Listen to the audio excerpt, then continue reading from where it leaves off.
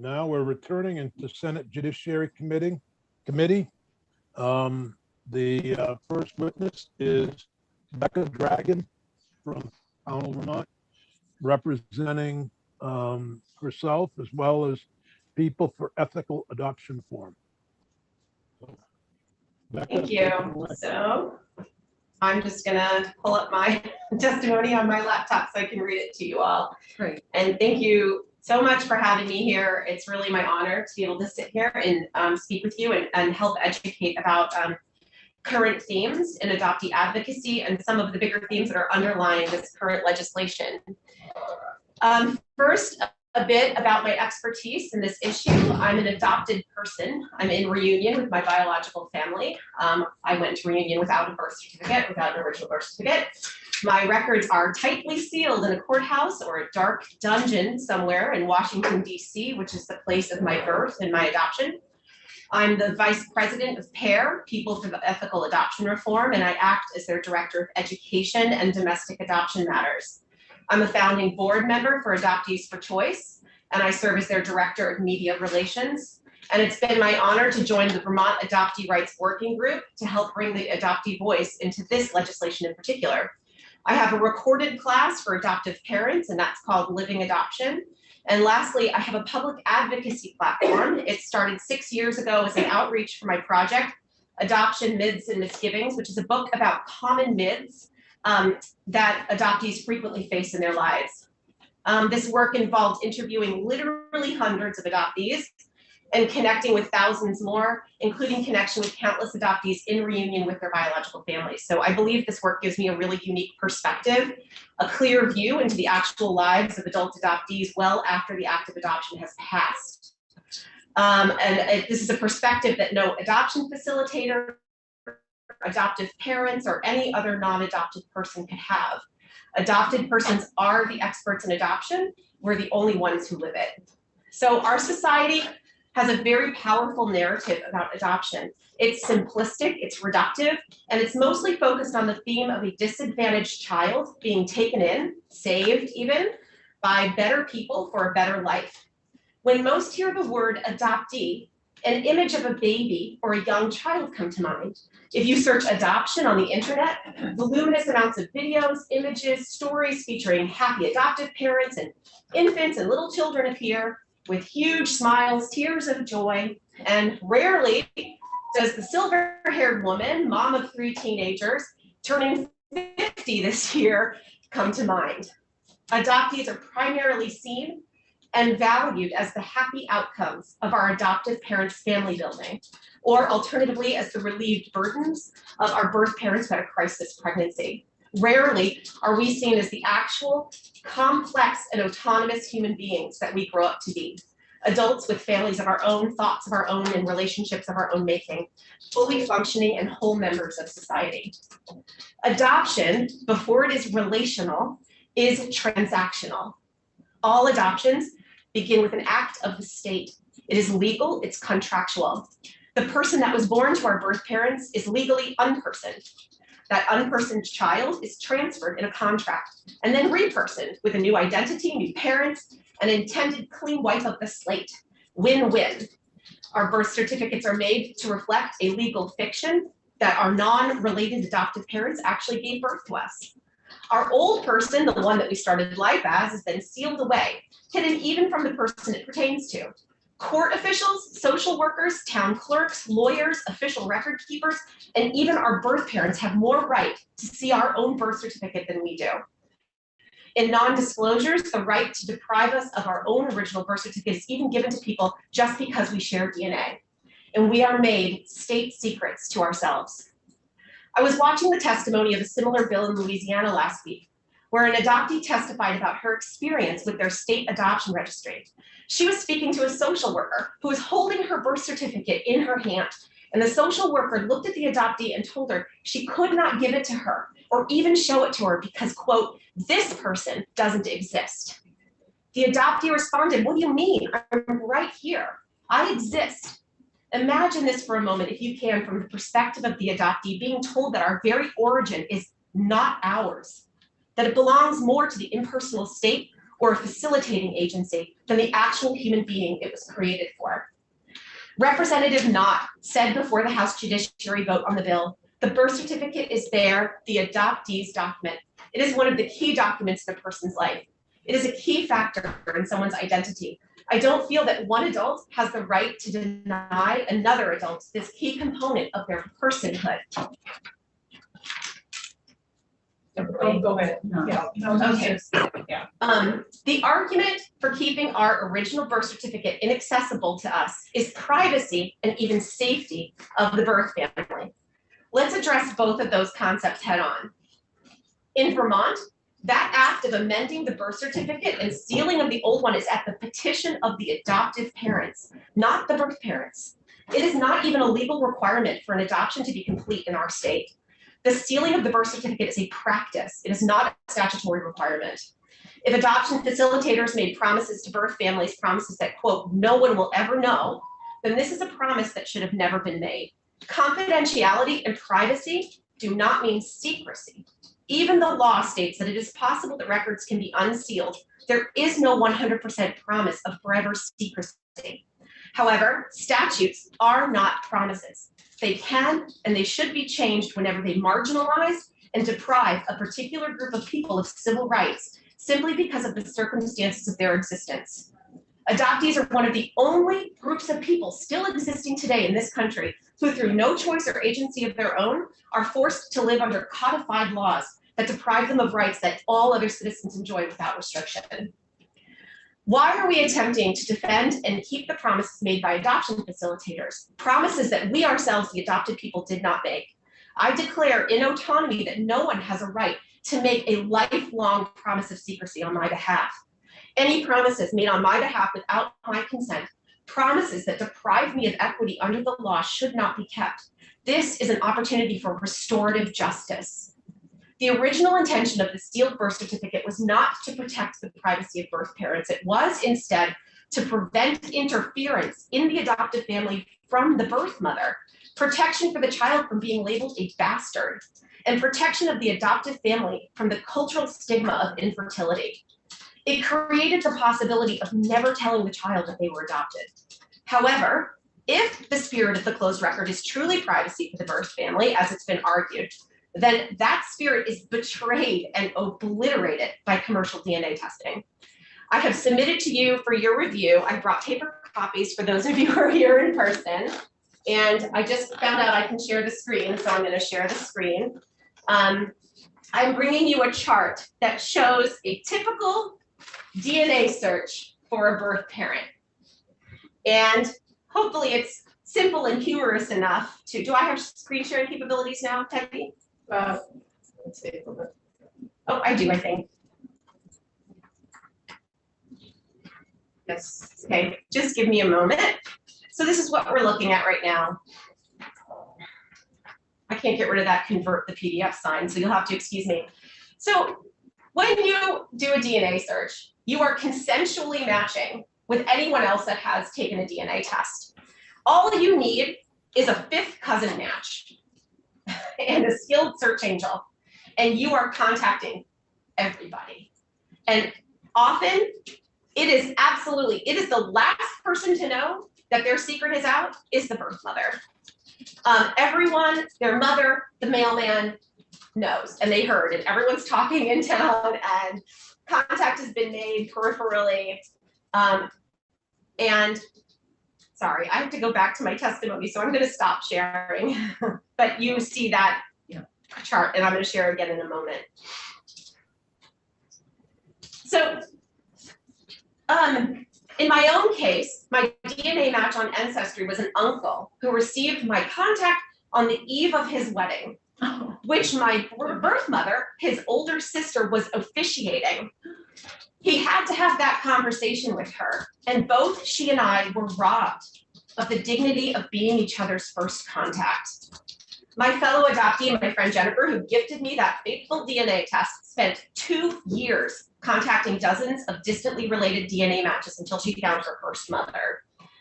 Think about that as it relates to privacy, and compare that with the act of handing the birth certificate directly to the adoptee. If you truly have a concern about the potentiality of the adoptee attempting contact and violating privacy of the birth family, then release the birth certificate directly to the adopted person. One point of contact. And on the second page there is just a very simple chart that shows this is what happens when you give the record to the adoptee. That's it. It leaves all of those other people out. So even so, our desire to have access to our own birth record is more frequently not about search and find. Many of us already know our biological families. Some adoptees have no desire for connection. Perhaps they just want to frame it or to pass it on to their children or burn it like a cleansing ceremony on some foggy night. It's ours, and it's ours to do with as we please. Lastly, I would like to dismantle the idea that adoptees receiving their own original birth certificate presents an inherent safety risk to birth families. First, if this was a case, we would have heard of this coming to fruition in the several other states, and Greg, who's coming up after me, is going to speak about all the legislation in all of the surrounding states here. We would have seen some kind of fruition of that safety risk coming. There is not one story of harm coming to a birth family because of this. My own birth mother, I'm going off script now, was one of those birth mothers who thought she was taking this to the grave. And she was afraid of mentioning it, not because of me and the potentiality that I exist, but because of the stigmas from society that have been placed on her for being a birth mother. That's what she was afraid of. And I'm sorry, I'm gonna get emotional. Meeting me finally healed that. And if I hadn't taken that step, she would still be living in that closet. And if she had said to me, don't contact me again, I would have never contacted her again. I can't tell you how many adoptees I know that hear, please don't contact me again, and they don't. I've never heard of an adoptee going and chasing in this way, wanting to destroy the birth parent's life. This is a myth. So secondly, if there was some safety risk to a birth parent, it's not from the adopted person. The burden of protecting people who are at risk of harm should not be the only non-consenting party in adoption, the adopted person. That burden rests on the law, social services, and law enforcement. When you prevent us from access to our own original birth certificate in the name of safety of another person, you're essentially slapping a restraining order on us preemptively for the crime of existing. This is not an adoption bill. This is an adoptee rights bill. The adoption is not in question here. This is a matter of equity and civil rights, and I ask for you to frame this entire issue in that light. And I want to thank you for allowing me to come and speak with you so passionately today. And if any of you have questions for me, I'm really happy to answer. I really can speak because of all my exposure to adult adoptees and how we live the outcomes of our lives, both the outcomes of our adoptions and our reunions. I can speak to that experience very, very well. And also I can speak to any common themes or goals in current adult adoptee advocacy, which I do a lot of work in. So thank you. Thank you, Rebecca. I appreciate Thank you, it. Dick. And I think it would be remiss of me if I didn't ask you about your prior position in Pownell so that people are aware of your job. What do I do for Pownell? Yeah. I have an invented job, which we call liaison to the select board. It's basically half of the town administrator's job. I do all of their content writing, media relations, press. I write all their grants, and I don't know. They jokingly call me the fixer. So I've had a really great education working for a local municipality in Vermont over the past few years. So I just want to mention that only because that's also been how I first heard of you. And yeah, I see my name is in the banner way too frequently for my comfort, but it's I do a lot of work in Pownell is an interesting community, certainly. It is. That's a whole other hearing. But a whole other hearing on that. But I didn't want to that's right. Put that context in terms of your other. So the committee and anybody listening in is aware of your standing in that community and the good work you do down there. May I got a couple of questions, I guess.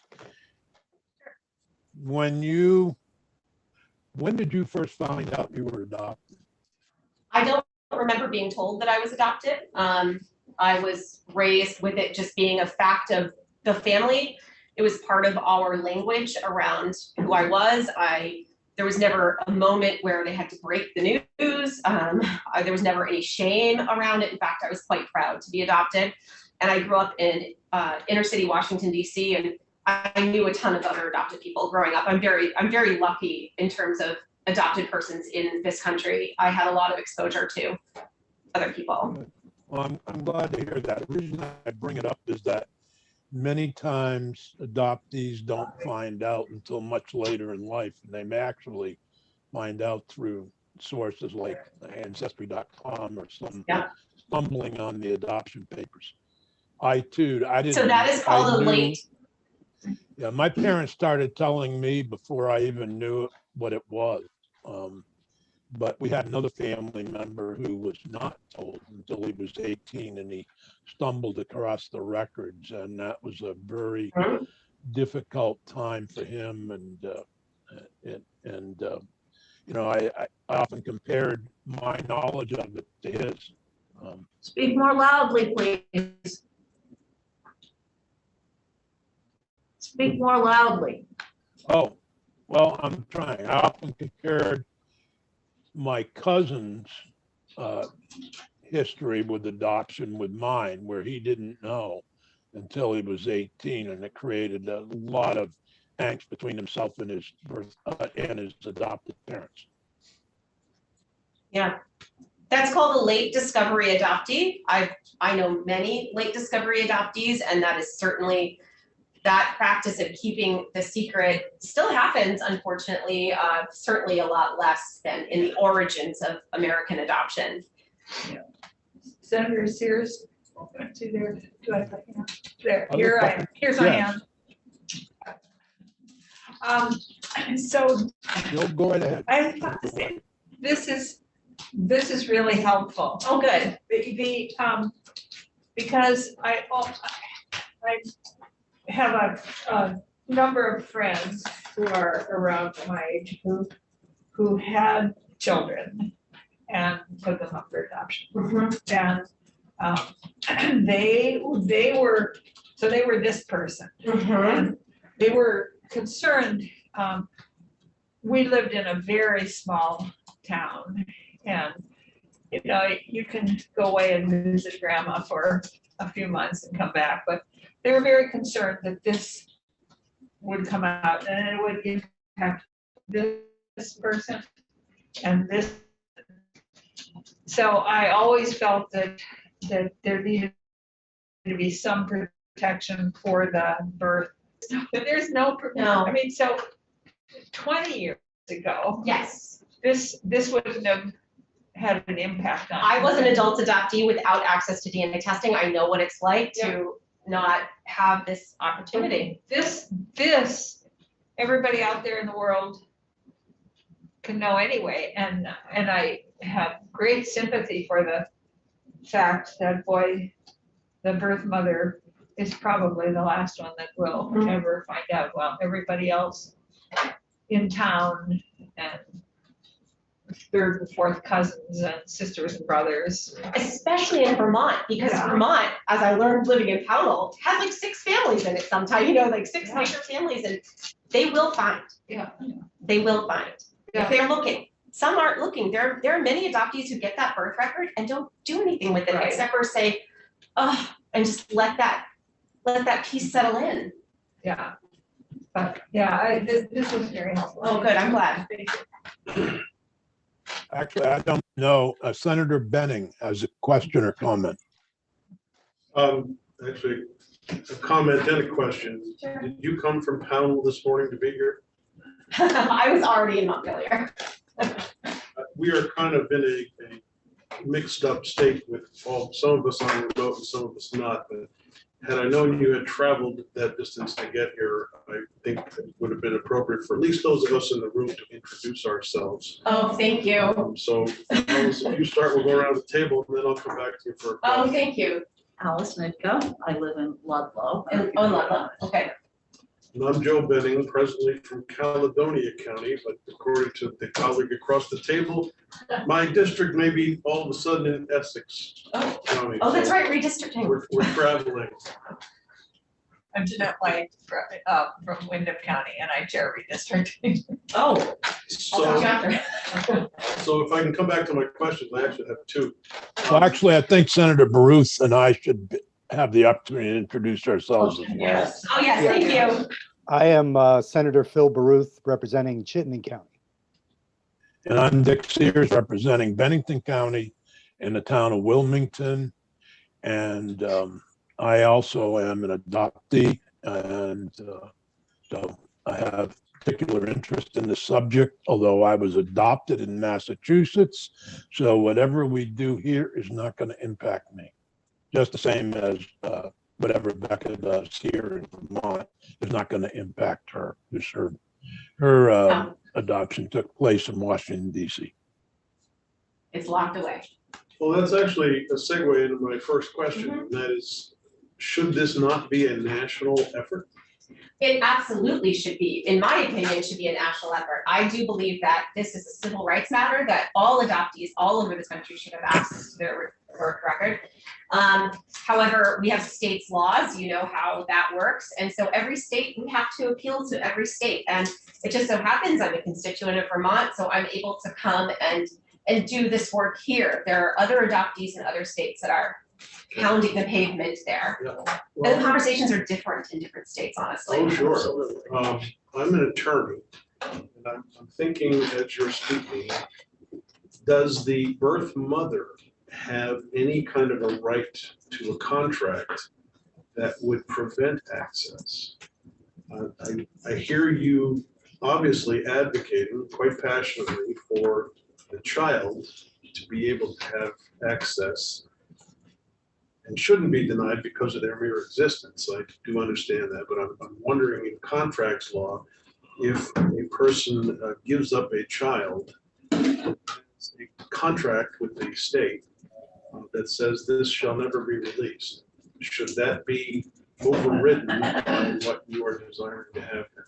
Well, I'm gonna first say that I'd like to defer part of that to the lawyer who's coming up next, because he'll be able to speak to that much more clearly. However, from the advocacy point of view, I'm gonna say this very clearly. If there is a contract that allows someone else to sign away my right, there's something wrong with that contract, and that's an injustice, and that needs to be remedied immediately.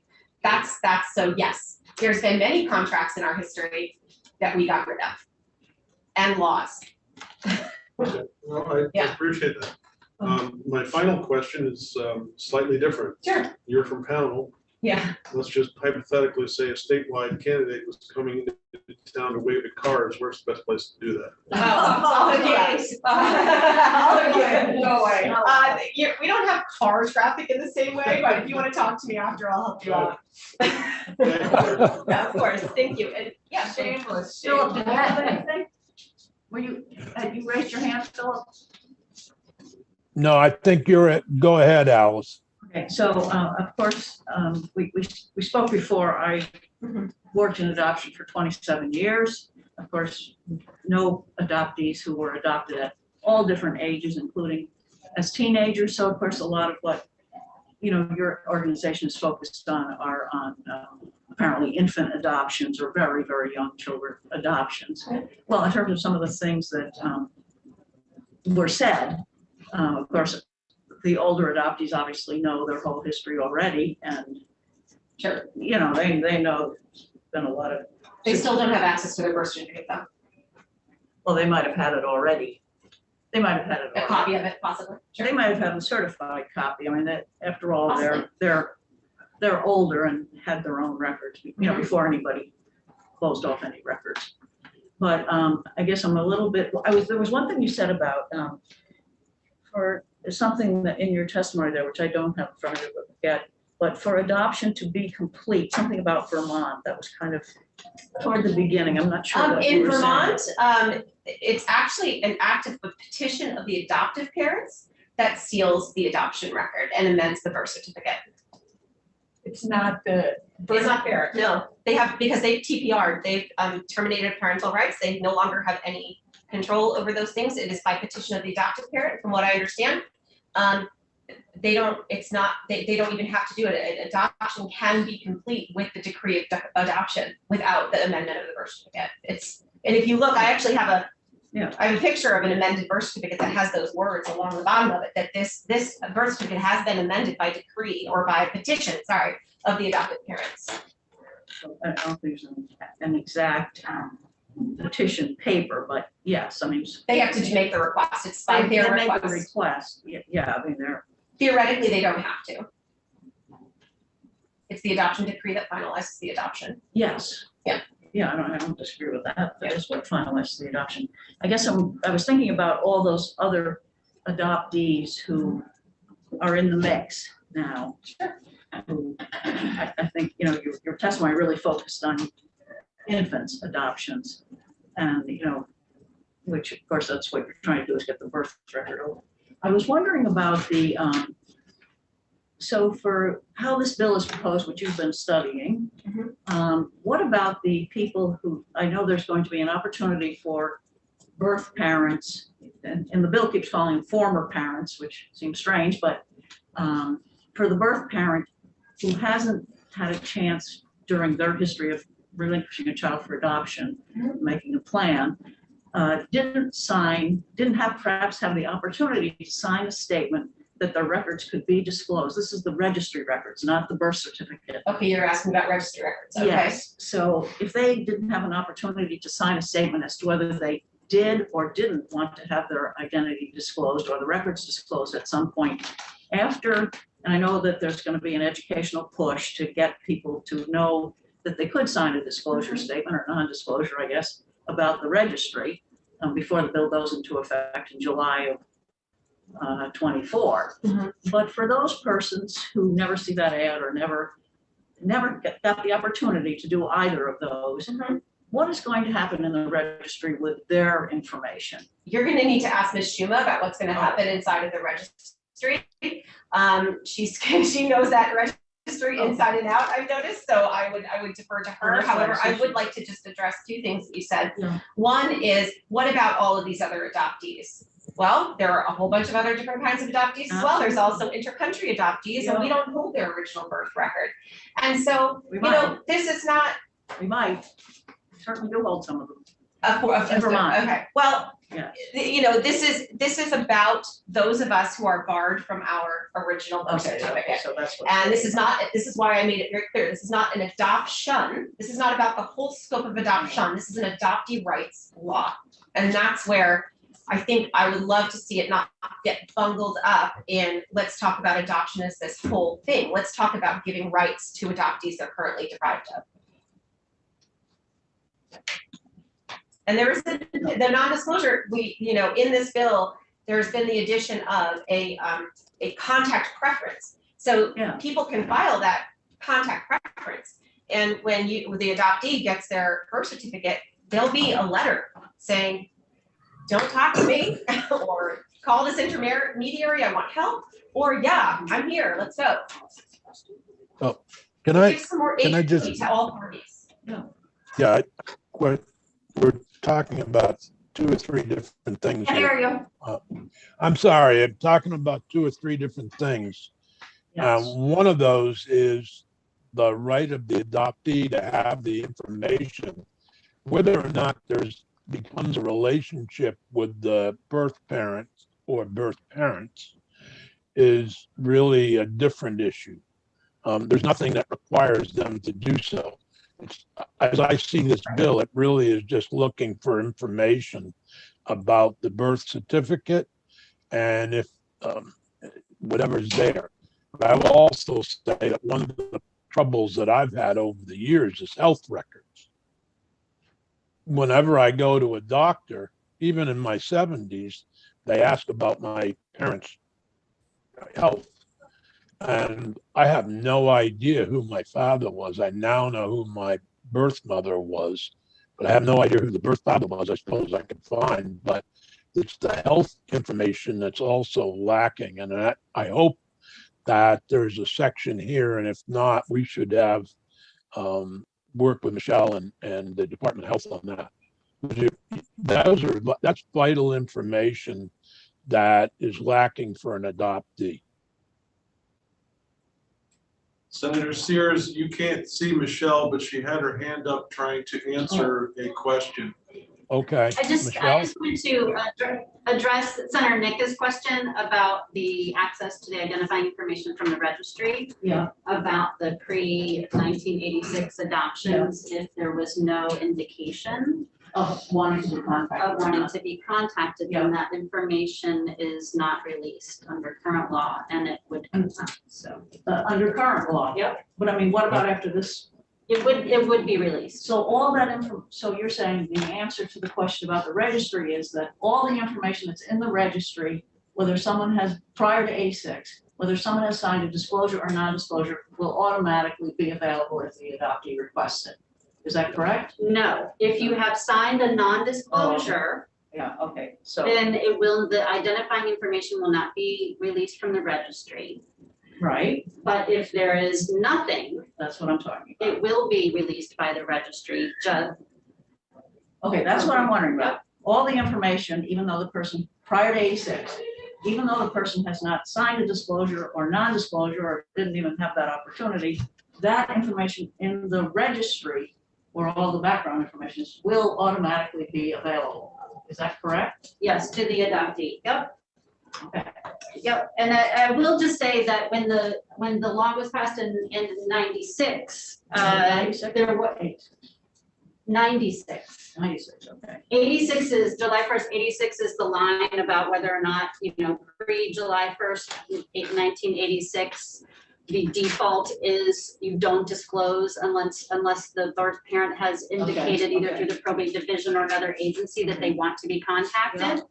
So it's in favor of protection of that information prior to July 1st, 1986, and then after July 1st, 1986, it flips. Yeah. And it's in favor of disclosure unless the birth parent has filed a request for non-disclosure or something similar, indicated they don't want to be contacted. But these are, again, all completely separate. The registry information is separate and apart from accessing the birth record. I understand that. I'm gonna advocate I move on for Greg, because he can really get into what you're talking about, Well, I'm their Okay, lawyer. so yeah, it's- I'm no, I know fine. you are. I just, I feel like I shouldn't be Let's, sitting here let's, anymore. this is getting, Michelle, just put as a reminder, the health records. I think the adoptee should have access to all health records of the former parent, now. and I hate that term. That is in the non-identifying information, Senator Sears, and they do have current access to that, and that would not change. Okay, thank you. I thought so. All right, are there any other questions for Rebecca? Thank you very much. All right, thank you. Appreciate it. Yeah. Okay, Ellie Lane is our next witness. Good morning, Ellie, and welcome. Good morning. Can you hear me all right? I can. Great. My name is Ellie Lane, and I live in Braintree. I'm a founding member of the Vermont Adoptee Rights Working Group, which is a core member of the New England Adoptee Rights Coalition. And thank you, Mr. Chair, for giving me the opportunity to speak to you today. I am really pleased to be able to share my experience using the registry and to access information in hopes that it helps explain why this bill is so important and why the current system is inadequate. I'm a Vermont adoptee. I was born here in 1987. I was placed for adoption through a private Vermont-based agency. I was placed with my adoptive parents when I was 3 weeks old, and I was raised in Southern Vermont. Growing up, I knew very little about my birth parents.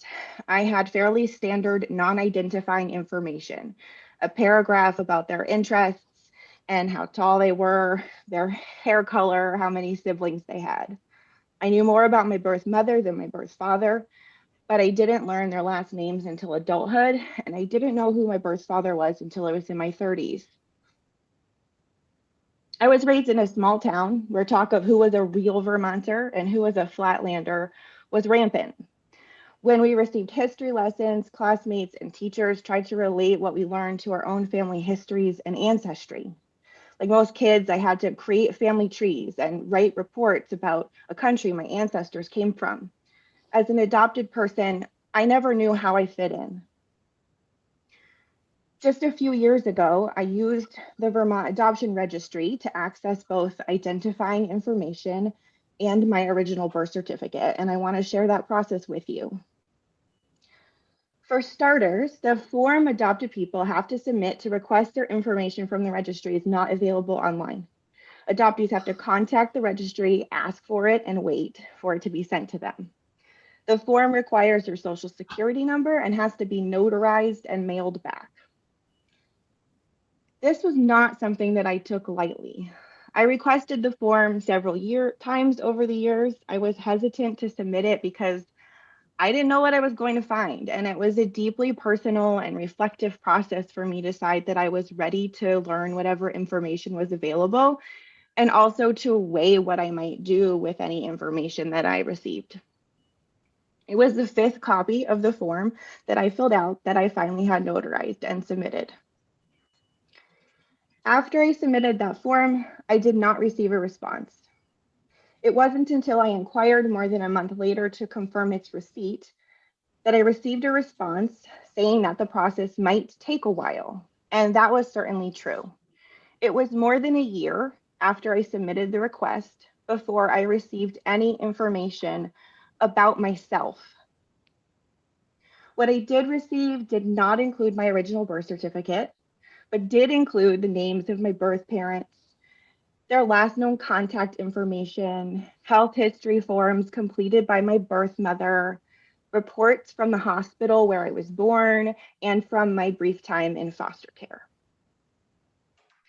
After I received this packet, I had to request a letter from the registry saying that I was eligible to receive my own original birth certificate. Once I received it, I had to submit that permission slip along with another form and a photocopy of my driver's license to the Department of Health to request my original birth certificate. And that did come a few weeks later. By the time I received it, I already knew every piece of information on the record, but it was still really important for me to have. The actual birth certificate I did receive was a poor photocopy printed on plain white paper with a large dark watermark over the top. And if you permit, Mr. Chair, Rebecca Dragon has a copy of it with her that she could pass around to those folks in person. I would ask that it not be entered on the record, though, to preserve the confidentiality of my birth parents.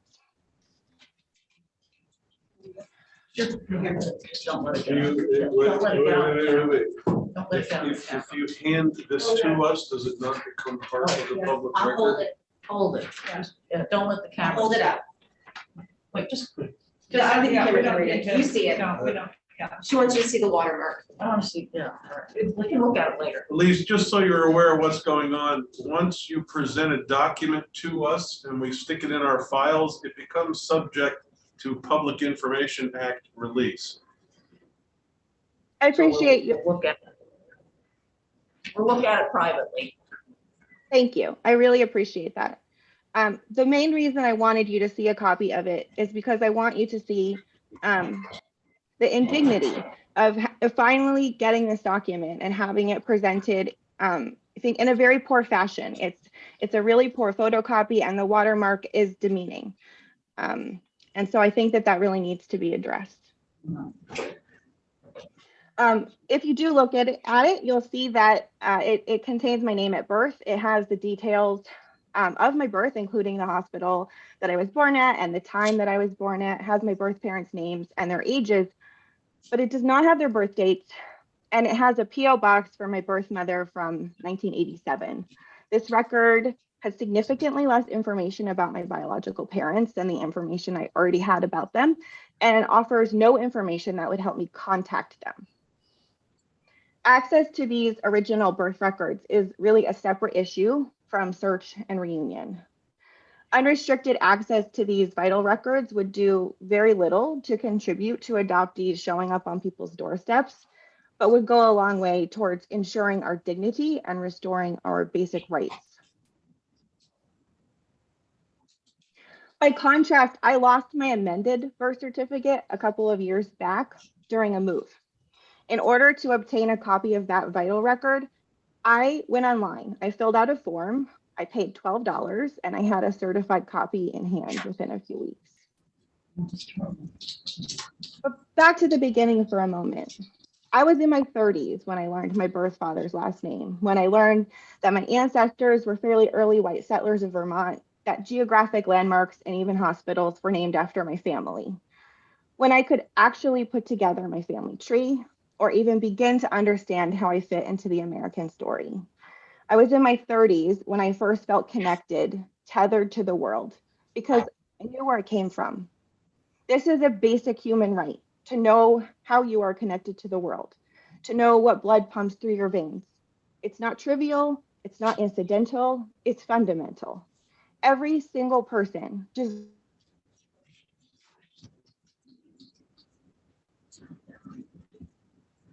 You're frozen.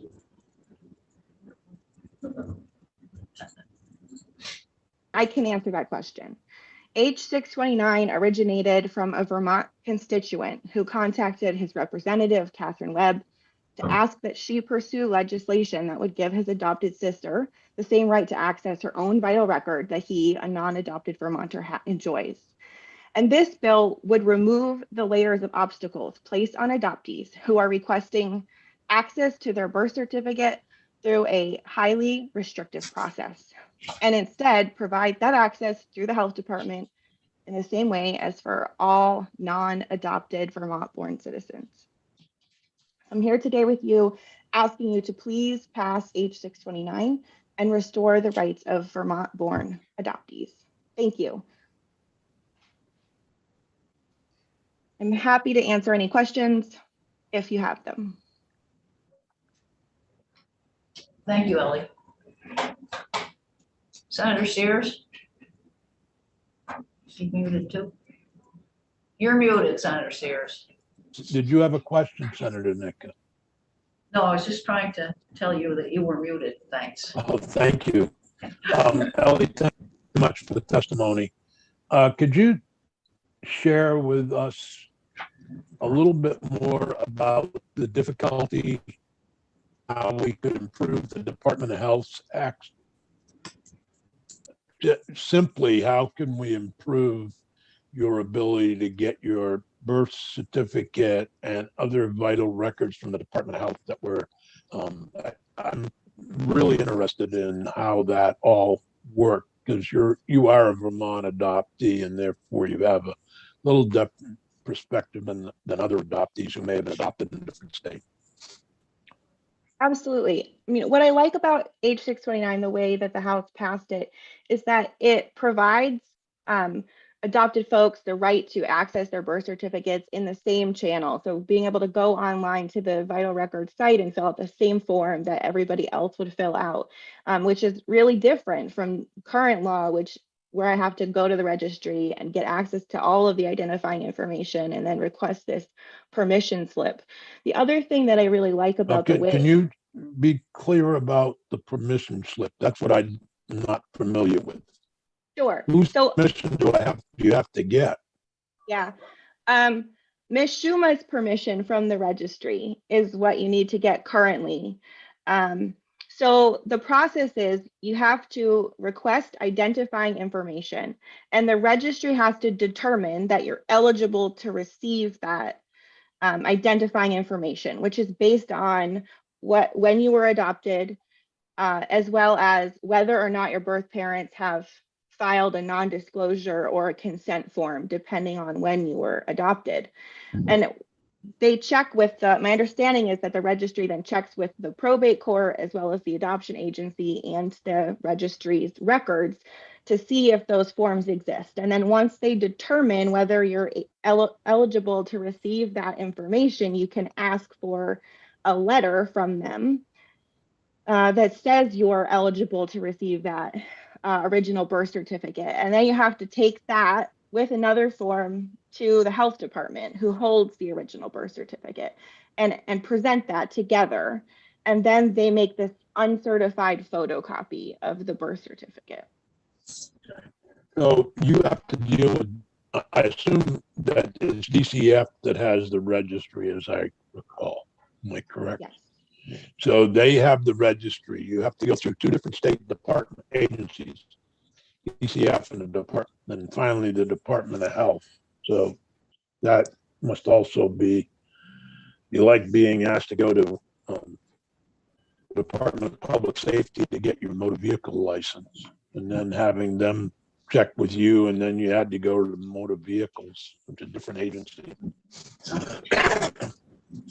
Absolutely. And so Right. H 629 would streamline that process and allow us to just access the record the way everyone else does. And it would allow us to access a certified copy. And I think that that's really important. And that's part of why I really hope that you will at least get to see a glance of what this photocopy looks like. Because, to get this document, that's, my origins, the truth of how I came to be in this world, and see that the state has put this large watermark across it is it's really hard to put into words how that feels. It feels really awful to see that.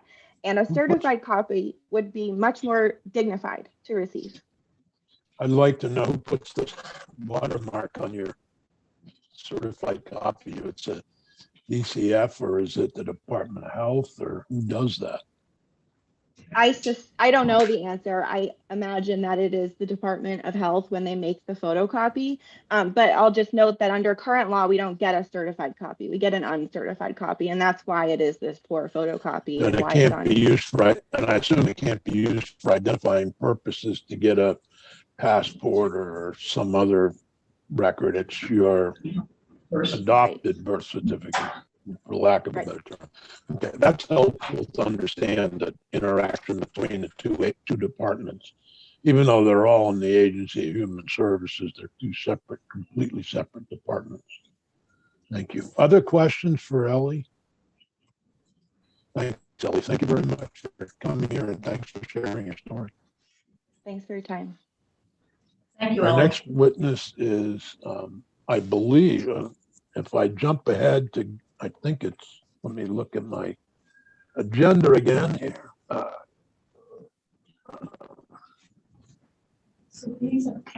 Gregory Luce, attorney for Adoptive Rights Law Center somewhere. Good morning, Gregory. Good morning. Thank you, Chairman Sears, and thank you, members of the committee, for allowing me to speak today. My name is Gregory Luce. I'm the Executive Director of Adoptees United, Inc., a national nonprofit dedicated to equality for all adopted people. I'm also an attorney and the founder of Adoptee Rights Law Center. It's a law firm where I represent adopted people, primarily in Minnesota, where I'm based, but also intercountry adoptees who are dealing with U.S. citizenship issues. I'm considered a national expert on issues related to adult adopted people and their rights to identity, heritage, and citizenship. I'm before you personally and in my capacity as an attorney and an adult adopted person myself. I was born and adopted just like Rebecca in Washington, D.C., and had a 5-year court fight to obtain my original birth record, including an appeal to the court, a successful appeal to the Court of Appeals of the D.C. District of Columbia Court of Appeals. I'm going to share my screen because I'll be going through some materials that I supplied to you earlier, but I think it's a lot easier to walk through these materials so you understand. And I hope to give a lot more context to current law, current trends, where Vermont stands in the New England region, including New York, and essentially the scope and structure of House 629. So let me just share that real quick.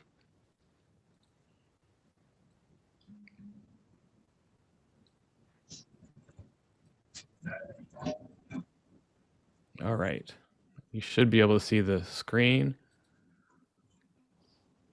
And let's do, whoops.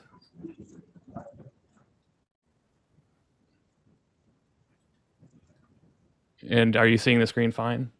Yes. Yes. All right, good. So let's just start. I start with the very basics so we understand this issue pretty clearly. And what that is to understand the difference between a government record of birth, which is a vital record, and all the other adoption records that are generated related to an adoption. So you have court records, obviously. If there's an adoption, it has to be approved by the court. And so you have various documents in the court related to the legal circumstances and possibly some private and confidential information in the court file. You have adoption agency records, which have a great deal more information about possibly the birth mother, birth father, adoptive parents, or home studies.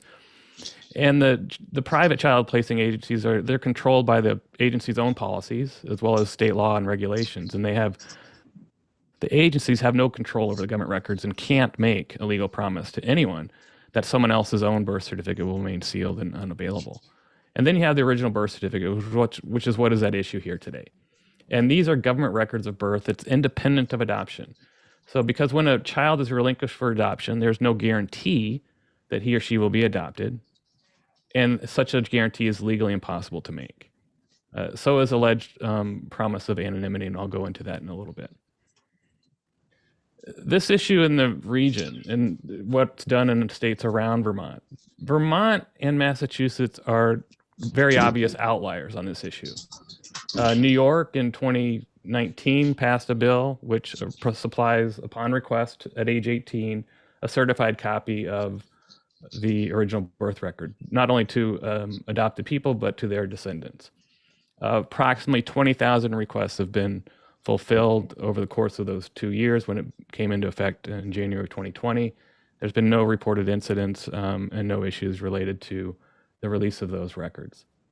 Maine, Connecticut, Rhode Island, and New Hampshire also have similar laws where at age 18, sometimes I think it might be, no, they're all age 18, you can request and obtain your original birth certificate. Maine and I believe New Hampshire have contact preference forms, as you have in House 629. But then you have Massachusetts, which has a restriction based upon the date of birth of the adopted person. So those between 1974 and 2008 do not have a right, but all others do at age of majority to request the original birth record. There is a pending bill in Massachusetts, though, that will turn it what we call green, and that would leave Vermont the only state in the New England region, including New York, that has what we call a compromised rights bill. That is, there are restrictions, and in Vermont, that restriction relates to the issue of the registry. Going back, though, there is this myth of secrecy. The truth is that historically all adopted people born in the US had an unrestricted right to request and obtain their own original birth certificates. That was true until about the mid-1930s.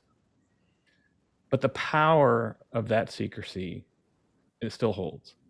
And then by the early 1980s, nearly every state in the country, including Vermont, except for Alaska and Kansas, which have always been unrestricted, had made the birth record unavailable to the adopted person. And the issue is why. And that's always the big issue that we are trying to explain. And the reasons were not because of privacy or anonymity of birth parents. It was really three reasons. One was addressing the potential public shame of infertile adoptive parents. In fact, they could be blackmailed if the records were public. And that's the reason why California essentially changed their law in 1935 for celebrity adoptions and potential blackmail. Number two was protecting the children from the stigma of being deemed illegitimate or bastard children. And three was the opposite of what many people believe, and that is it was to prevent the birth parent from interfering with the new adoptive family, because we wanted the idea was that adoptive family needed to move on and become strong as a family. And so there were very clear language in, you could say, contracts saying, I agree not to interfere at all in giving up all rights over my child and will not interfere with the adoptive parent. So that's where we are with Vermont. And this chart here, and it's in your materials, walks you through what happens when not only if someone's born and their birth is registered, you'll see numbers associated in this chart, but number one is the birth registration, often with the town clerk's office, I believe after 2019. I'm not sure if they're still done at the town clerk's office, but maybe with the state registrar. And then upon that birth, there's a birth registration, and the original birth certificate is issued probably about a week later. If there's an adoption contemplated, this is number 3, the relinquishment is made typically to the adoption agency, and that it's transferring custody and control over the child to that adoption agency for the purposes of adoption. And the birth parents unequivocally and voluntarily relinquish any and all rights to the child.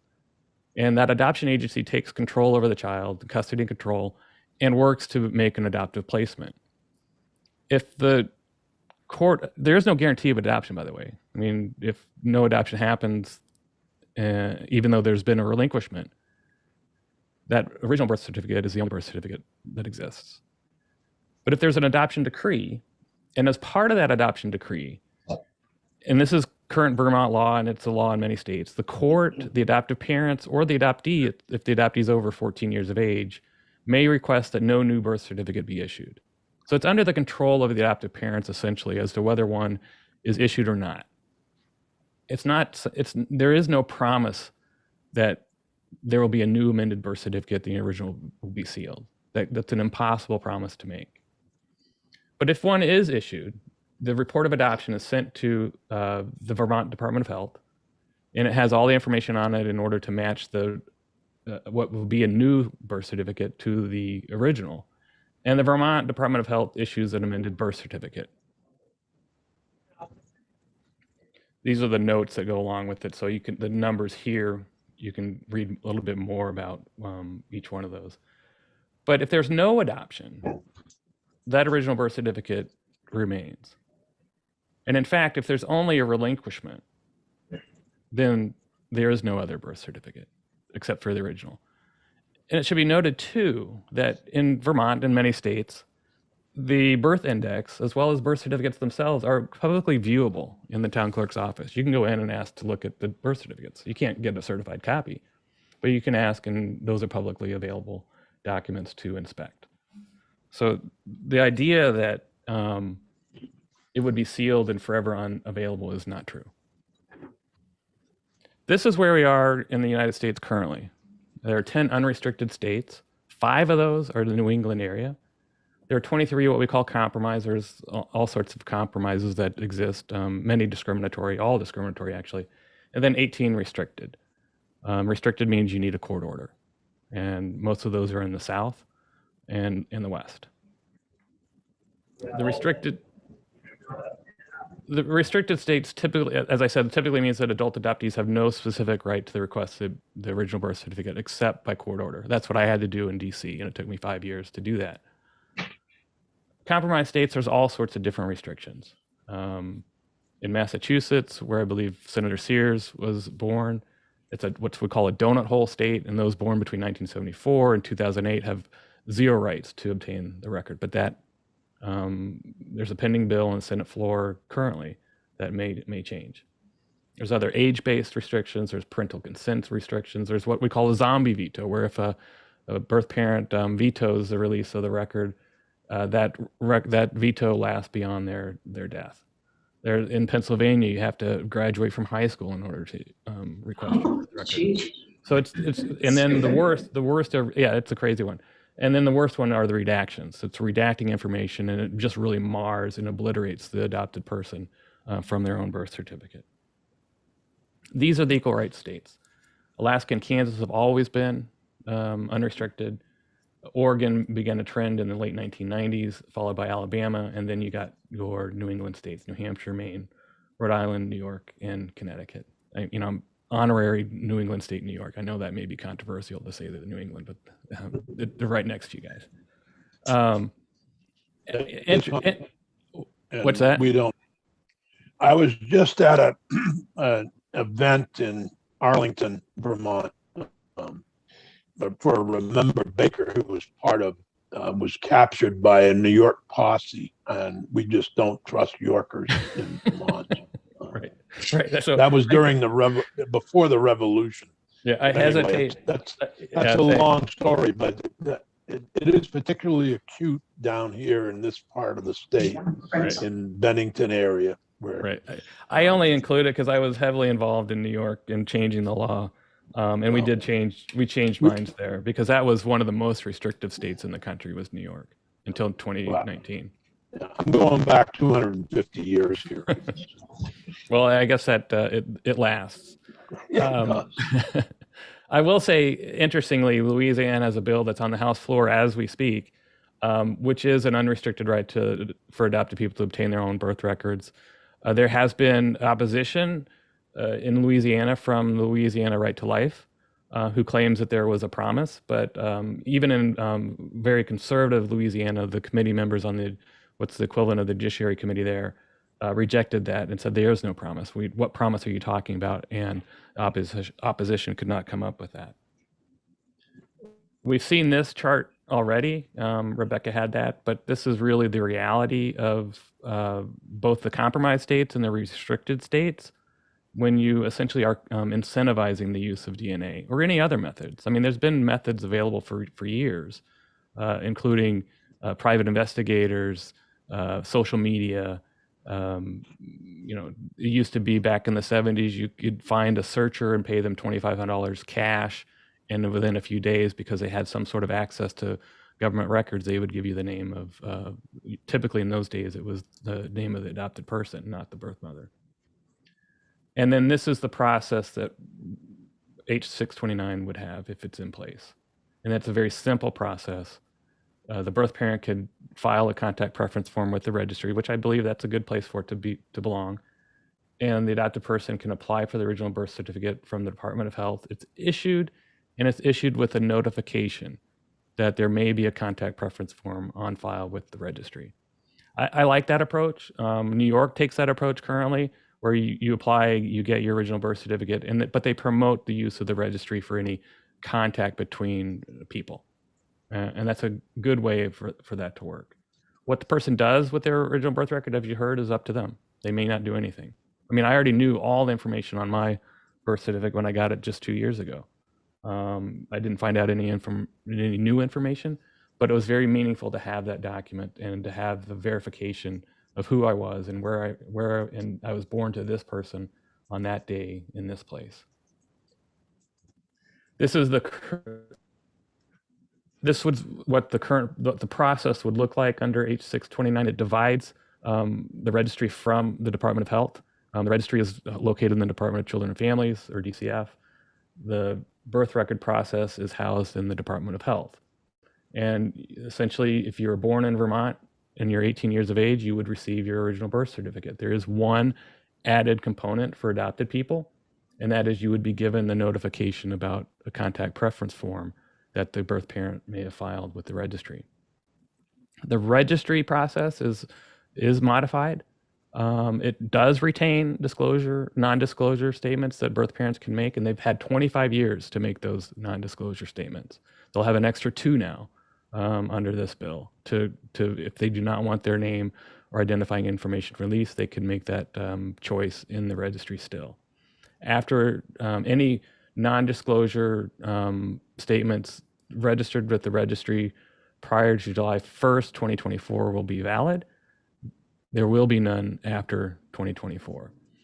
I also put in the definition of what we mean by identifying information for the purposes of the registry. And it's apt for what a registry is supposed to do. And a registry is about facilitating contact between biological relatives. It could be a sibling, it could be a birth parent, it could be an adoptee.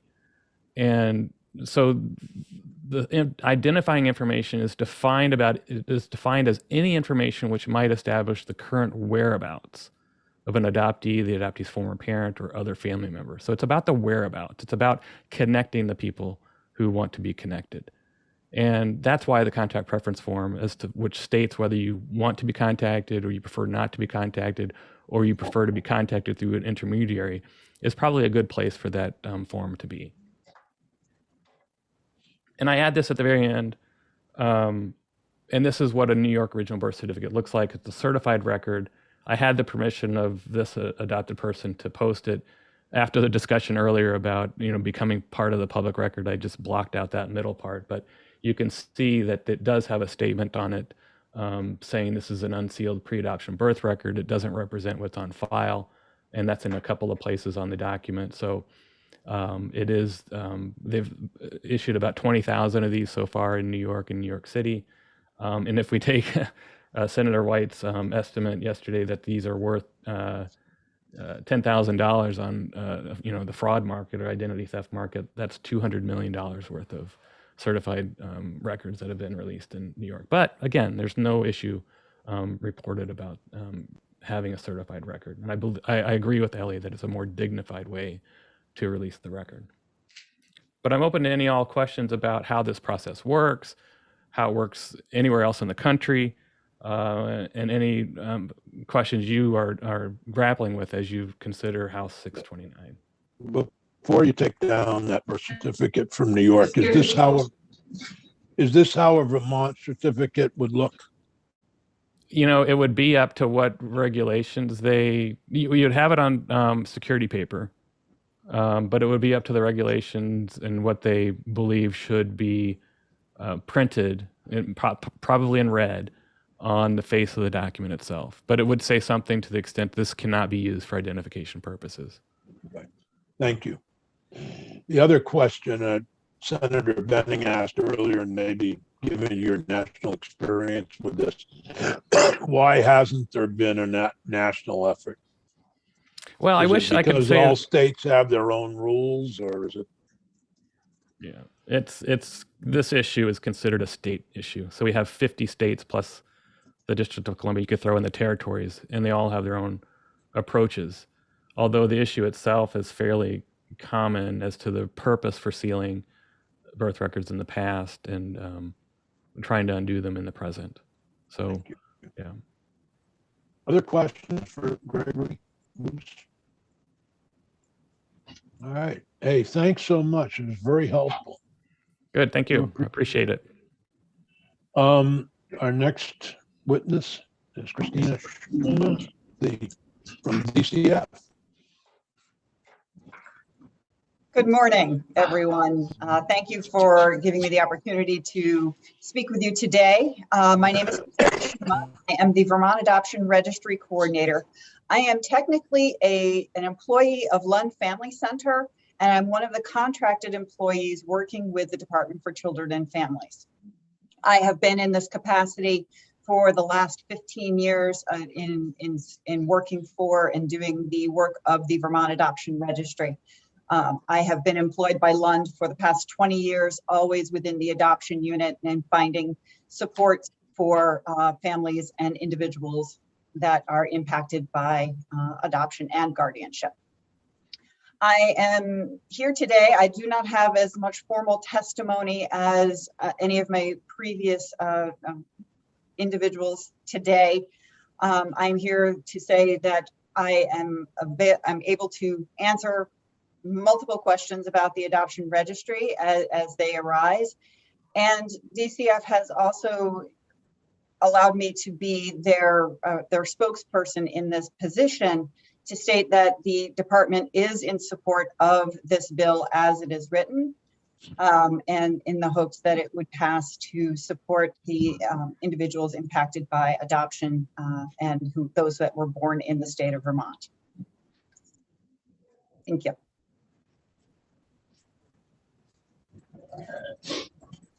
Why? I have one question, Christina, of Absolutely. you that's really burning for me. Is why does it take 2 years for this bill to become effective? There is the desire to have the public awareness campaign to engage, to inform everyone about the change of status. I believe there's also the possibility of making sure that we get the forms correct.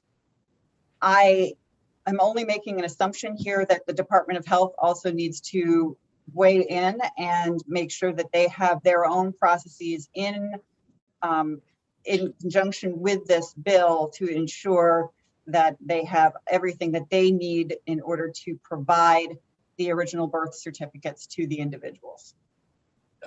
I personally see no reason to have a 2-year effective date. I mean, I think it's just listening to the testimony this morning from adoptees, I think it's, unfortunate to wait another 2 years. So I would prefer a shorter date. So that may be one of the questions for the Department of Health when we get to see them. Yes, I think that would be very helpful to have them weigh in on what they would need to ensure their own internal processes are available and ready to go for when this becomes law. Thank you. Yeah. Senator Benning has a question. Yes. Christina, I've done one adoption case, and that was back in the early 1980s. I'm trying to get myself up to speed in this conversation with how the registry gets information that an adoption is about to be placed into the registry. Can you walk me through that process? I can certainly try. It is a long process.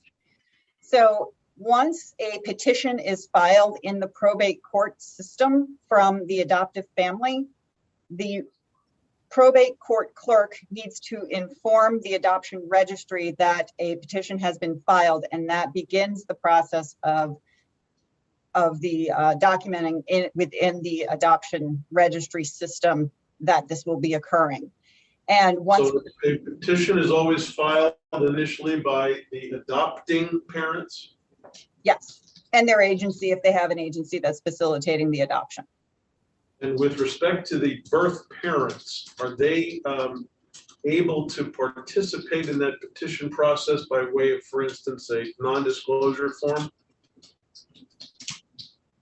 I'm not sure I understand completely your question on that, because usually by the time a petition has been filed, the termination of parental rights has already occurred, so they are not physically involved.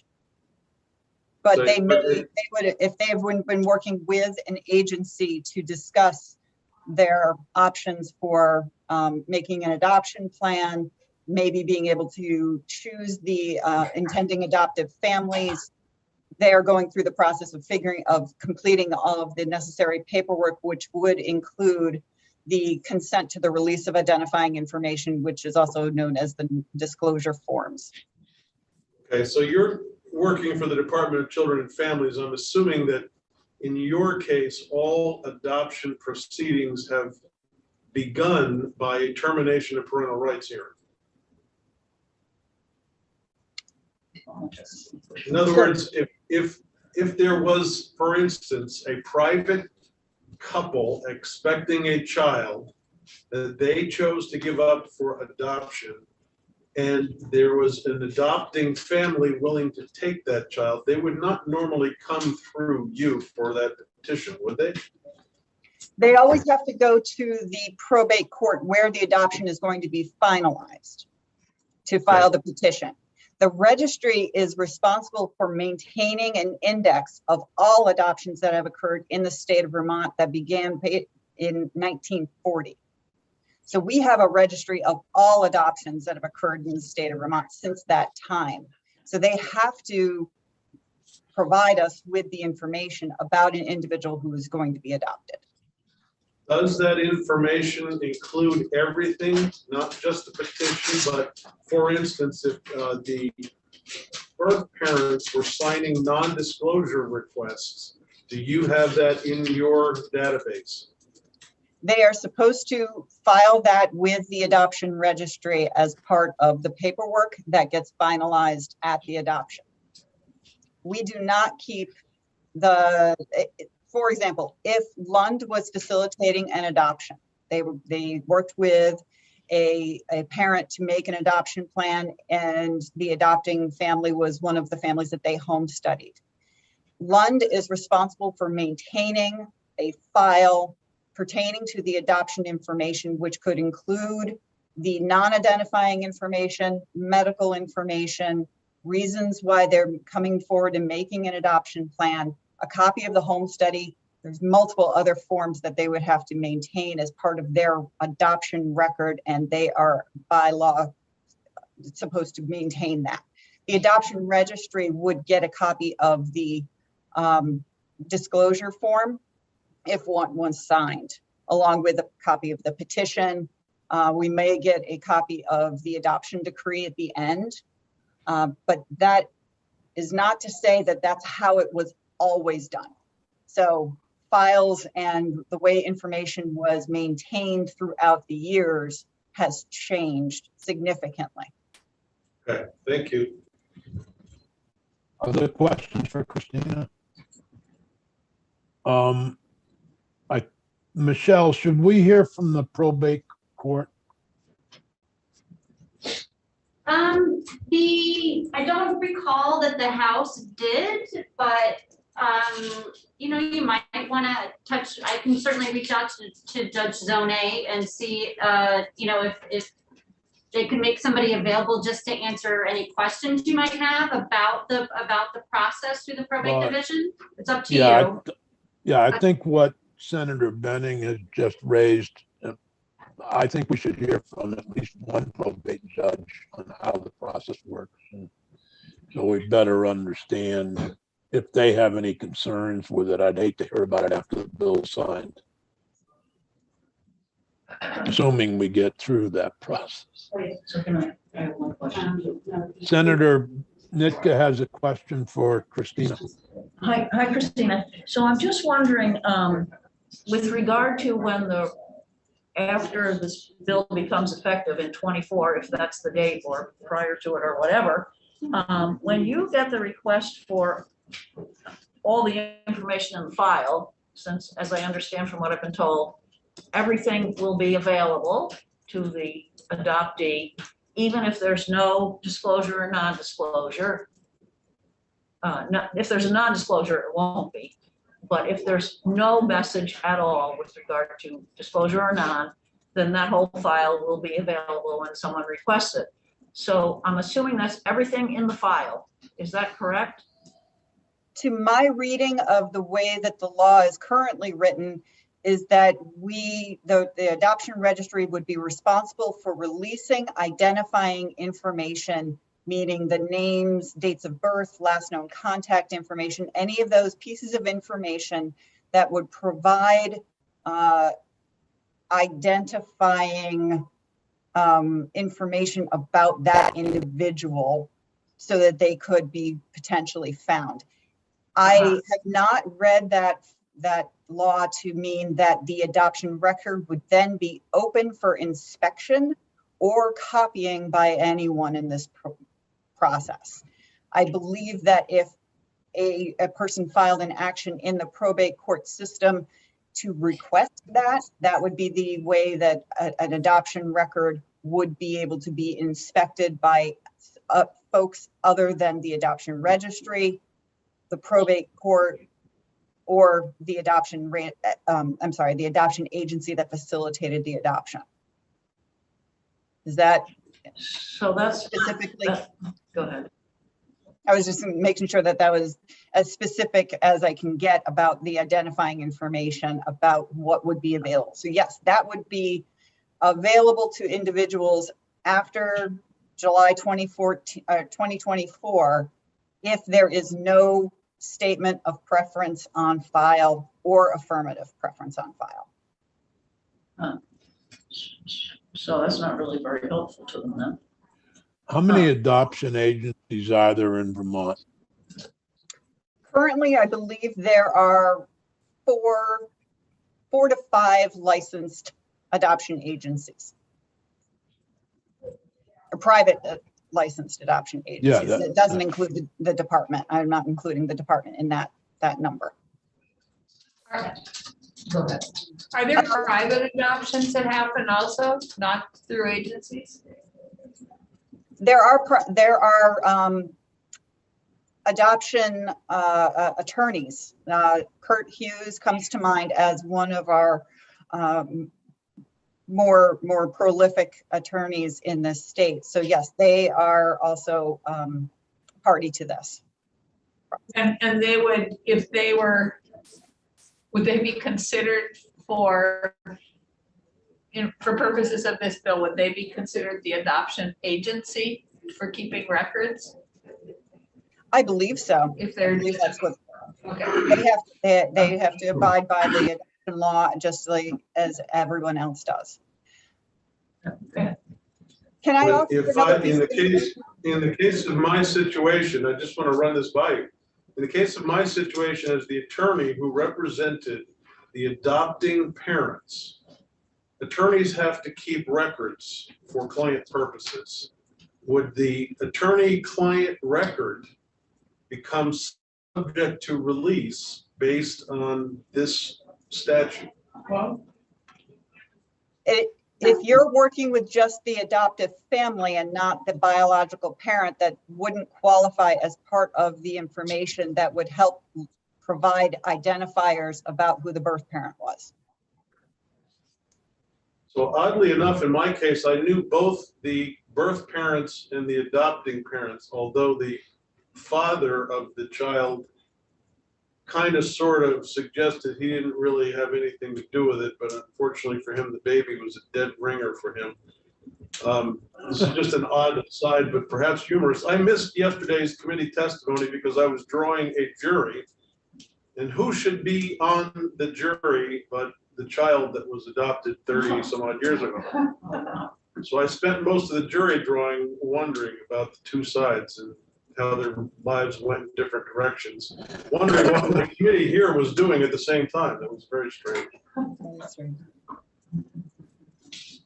May I offer some additional information? I think that it might get to a little bit more deeper conversation about what Senator Nitka was asking me about. Yes, go ahead, please. I think that there was a question about what additional identifying information that the registry would be able to hold that is not already, that would not be available on the original birth certificate. And the pieces that I would foresee as important for adopted persons to inquire, ask about, have access to, does actually cover a lot of the biological father questions. Oftentimes, the biological father is not on the original birth certificate. From my experience in looking at adoptions that have occurred, that have spanned the last 7 or 8 decades. So there is the possibility that within the adoption record, there may be information about a biological father in there.